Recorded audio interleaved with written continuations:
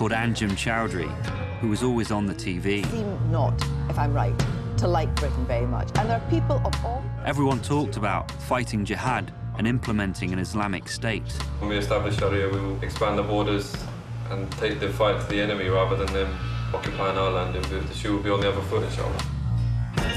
But he was no ordinary Muslim. My stepbrother had become a radical Islamist. And 4 years on, he's now in prison, a convicted terrorist.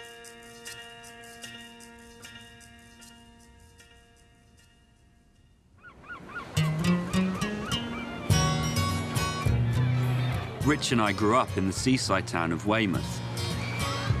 My dad and his mum married in 1992. I always looked up to him as an older brother, but by our mid-20s, we'd grown apart. Oh, I don't wanna know about evil. When in 2009, I read he had been converted by Anjem Choudary, a man the papers call a hate preacher, I decided to make a film in an attempt to reconnect with him. There's no bombs in your bags?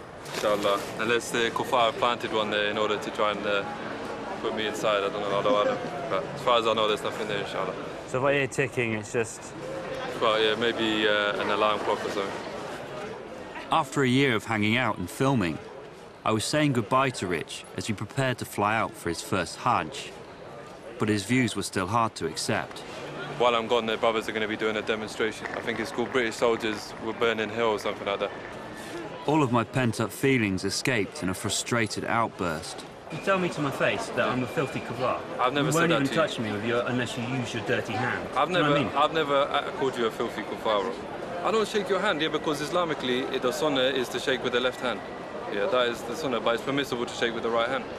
You know, there's a reason and wisdom behind that, and I thought you understood that, you know, and it was nothing personal. You treat everyone who's not an Islamist as subhuman, as filthy kafar. The way you talk about the people I've met, you know, the lectures I've gone to, it's clear to see that's the way that it's... I don't think that's the case. It wasn't how I wanted to say goodbye. When he returned, I was touched by his wish to apologize. Certainly if a non-Muslim comes to you and they're open-minded and interested in finding out about Islam, then we shouldn't make them have those kind of feelings that you described of inferiority or whatever else it is.